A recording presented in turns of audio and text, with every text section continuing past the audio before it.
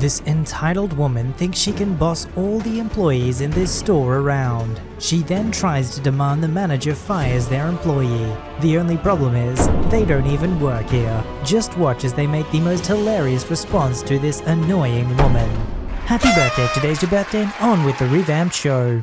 Hey everyone, first time posting here. This story takes place roughly 2 years ago at a local grocery store chain. Let's call it Crowmart. I did work at Crowmart at this time, but at a completely different location. Also, I didn't drive at this time due to medical reasons. As well, in case any content creators stumble upon this, I've already censored it for you all. Well, that's very kind of you. Cast are as follows. Me, 19-year-old shopper blasting MCR on headphones. Mum, my mother, doesn't talk much either. EW, just picture your not-so-friendly neighborhood Karen. NC is nice customer. E, employee who deserves a raise. M, manager, doesn't talk much. After finishing up with a long tech rehearsal for an upcoming musical I was a part of, my mum picked me up to go straight home. Alas, that is not what happened. Halfway there, she tells me we needed to run by Crowmart. Upon arrival, I was ready to get out of there, so I suggested we split up to cover more ground. Since I've gone to this location as long as I could remember, I knew exactly where everything was.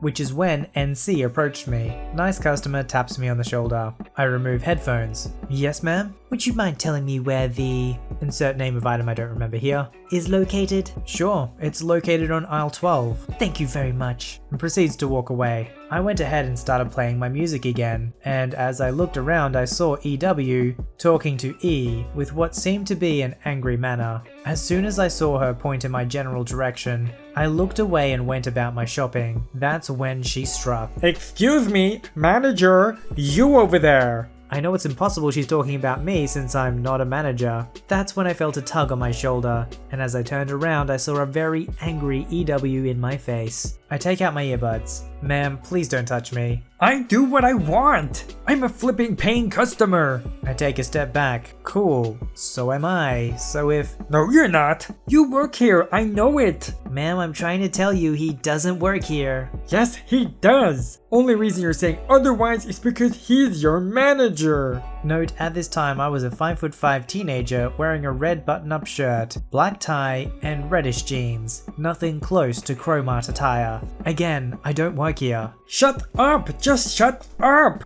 You work here. I saw you helping out another person. I know you're his manager and I want him fired this instant for not getting my candles. If you don't, I'll have your job. Knowing this isn't going anywhere, I decided to have some fun. Alright, E, she's caught us. I'm only pretending to not be a manager to upset you. Now what's the problem? Finally, this idiot keeps telling me that you're out of the candles I like. There's none in the back. Well, I guess we're out. No, you're not. I know it. You're right, we're lying again. E, you're fired. Go get someone higher up than me because I'm fired too. Employee who's been silent up to this catches on and goes to get the manager. Well, before you're fired, you need to get me that candle. Find it yourself. You said you'd have my job, and guess what? You've had it. Your boss will be here in a moment, so I suggest you get to work. EW visibly shocked. Wait, what? At this time, employee and manager show up. What's going on here? Oh hey boss, here's your new employee. I hired her to take my place since I'm fired now. No, I don't want... But of course you do. You said you could do it better. Isn't that right, boss? Manager trying to suppress a grin. Sir, you don't even work here. Oh, I know, but she insists I am. But you do work here. No ma'am, he doesn't. Manager looks at me. Sir, you can go now. E filled me in already. Sorry for the holdup. It's alright. It's been fun not working for y'all. I leave manager, employee, and entitled woman to sort things out. A short while later, I was waiting for my mum up front when I look over and see E speaking to NC. NC sees me, waves, and starts walking towards me with E, who had a worried look on his face. Sorry to bother you again. Oh, it's no problem. What can I do for you? Nothing really. I just wanted to tell you how great of an employee E is, and how helpful he was. Ma'am, I appreciate this, but It's alright, don't be embarrassed. I just believe that management deserve to know good workers who help their customers. Ma'am, I'm glad you had a great experience and all, but I don't actually work here. You don't? But you seem to know where everything is and you were quite helpful. That's because I've gone to this store as long as I can remember. As for helping you, I didn't mind since you asked nicely. Oh well, I'm sorry to bother you. Have a wonderful day. Leaves and goes to find the actual manager. It was an interesting day to say the least. This story almost has like a dramatic dark twist. Just when you think everything's okay, the nice customer comes back. And what's that? Say it's not true. They're not going to be like the entitled woman too, are they? Thankfully not. It was just a little scare there, just to keep us on our toes. Some of these stories make sense when they're wearing clothes similar to the employees, but when they're wearing something completely different, it's like, you've just got no excuse. What's your excuse for thinking they're an employee? Because they helped somebody? Apparently you can only help people if you get paid to do it.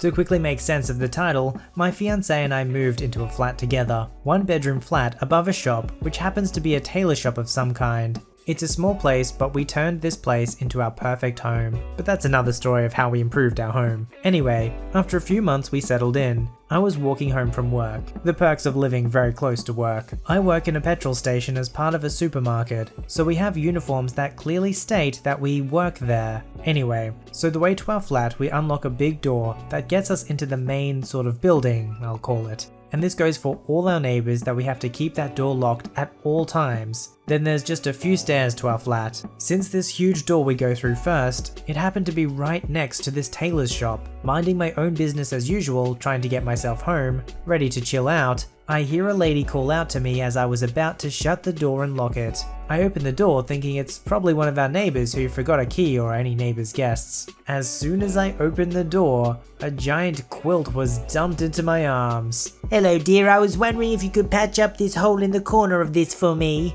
And I heard from a friend that you can make blankets out of old clothes like as in memory of people. I clocked on. The lady thinks I'm the owner of the tailor shop, which is closed. Oh, I'm sorry, I'm not the shop owner. The door to that is just right there. I pointed to it and realized it was closed. And it's closed. But you are the tailor shop, are you? I'm not, I'm afraid. I don't own it and I don't work there either. The lady pointing at my flat keys and the door which I just opened, which I can't wait to close. Then what's this place then? You have to be the tailors then. This is the door I go through to enter my flat. You know, where I live. I do in fact live above the tailor shop, but it doesn't mean I own that too. This is just ridiculous. Stop messing around. When can you sort out this quilt? Now in my head, I thought I could easily sew. And if I had a sewing set, I'd have done this for her for just a bit of extra cash, but I didn't. Look, I handed back her quilt. I don't work or own the tailors. I pointed at my uniform and the logo on my jacket. I work over there. Pointed over to the supermarket where I worked a long shift since 6 AM. I even opened my jacket and showed her my name badge and my clocking card to really prove to her that I work somewhere else other than the tailors. Oh, sorry love, but do you know what time this shop will open? I don't have the slightest clue, but I can guess maybe tomorrow. I pointed at their telephone number advertised on the shop. If you write down that number, it's best to try and call them to find out. Save you traveling all the way here for possibly nothing. The lady stormed off without a thank you for at least helping her. Well, at least we get a sorry in there. That's pretty rare from some of these people. Aren't these sort of building setups where it's the business on the bottom and the flats at the top usually pretty obvious that it's more than just the shops, that people live there as well? I don't know, maybe this one was a little bit confusing. Even if she did work there and was the tailor, who just dumps a quilt into somebody's arms? Wouldn't you want to sort of explain the situation first? Why you're about to dump a quilt into their arms? You just know that if the hero of our story wasn't in a completely different uniform, with all the other evidence that she worked somewhere else, this story could have gone on a lot longer.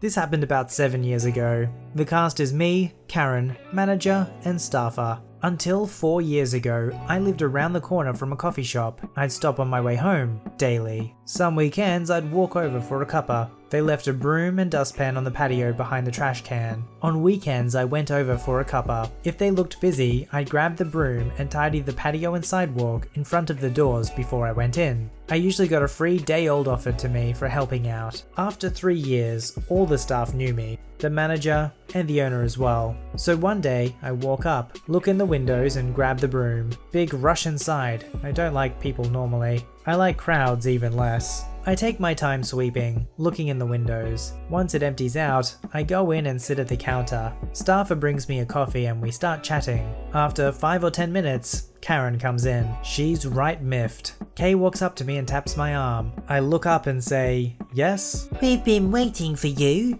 Okay, why? Well, we need you to sweep the patio where we want to sit. Oh, yeah, I don't work here, sorry. Don't lie, we want you sweeping the patio. Now come out and tidy where we want to sit. She really doesn't work here. Staffer looks out the windows at the patio. It's clean and tidy out there already. No, it's not. The table is nasty. It's a picnic table. Kids ride on it when they sit out there. Kay grabs my shirt and tries to drag me out to clean her table. She's yelling at me that she sees me cleaning the patio every weekend, so I must work here. Look lady, the manager is a friend of mine. Leave me alone or I'll have you banned. I know the owner and I'll have you fired. By this point, S has decided to contact the manager. Manager shows up to see the lady grabbing my arm and yelling that she's gonna have me fired for being lazy and rude. I have bruises forming on my arm now. Lady, let this girl go. You better tell me why you are manhandling her before I call the cops. You best fire this lazy brat. She's refusing to come clean my table. Yeah, that's because she doesn't work here?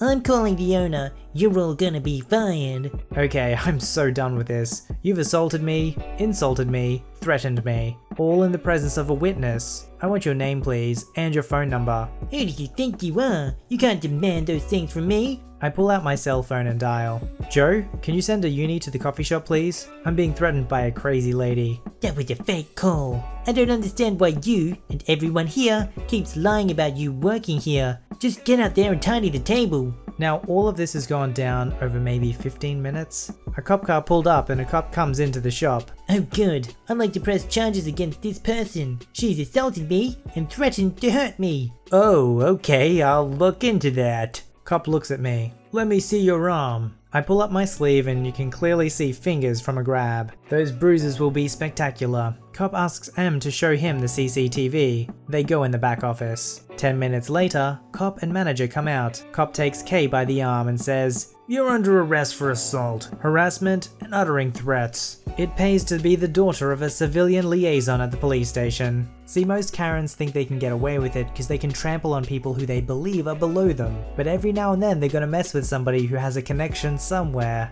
that will obviously trump them. And because of their personality type, they're never going to stop. So really, it's only a matter of time before it happens.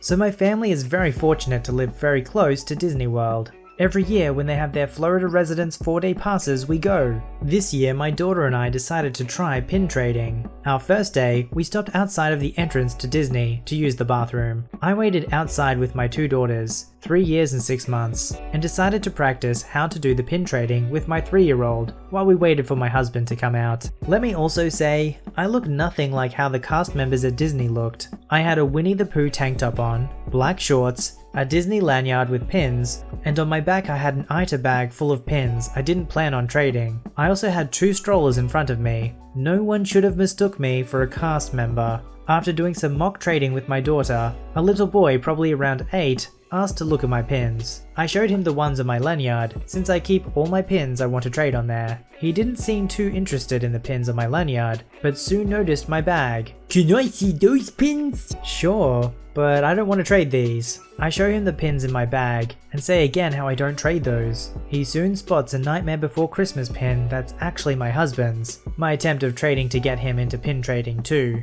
I want this one. I'm sorry, that one isn't mine to trade. You can pick any of these. I motioned to my lanyard, while trying now to keep my 3-year-old from running off into the park. I soon noticed the kid's mum coming towards me. I was a little relieved, hoping she would pull him away from me. Oh, you're trading? How fun! Mom, I want that one and she won't trade with me.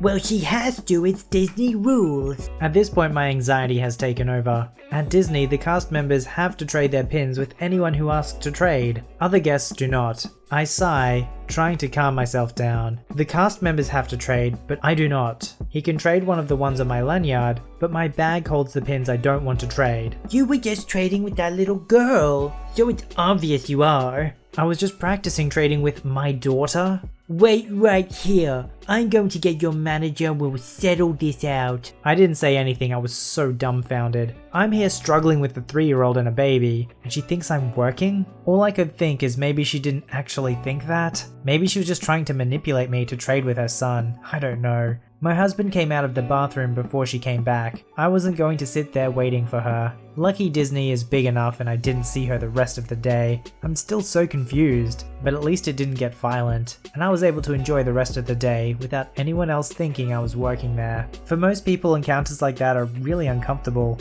In this case, her anxiety got to her, which is pretty understandable. I think for most people they'd feel pretty anxious in a situation like that. If they're not listening to you, how do you get out of a situation like that? You know, besides speaking calmly and using stock images. I'm glad she didn't see her the rest of the time that they were there. But you could imagine you'd still feel anxious every time you're walking around, that you'd hope you're not going to bump into them, because you know the next time it's only going to be even more confrontational. You just have to try and make sure that entitled people don't get in your head, because that's where they can do the most damage, and it's the place where you have the most control and power to not let them affect you. Submit your story to be read on the channel at VoiceyHereStories@gmail.com and join our Voicey veteran community at r/VoiceyHere. Don't forget to like, subscribe, and hit that bell to never miss an episode. Alright, Voicey veterans, I'll see you in the next one.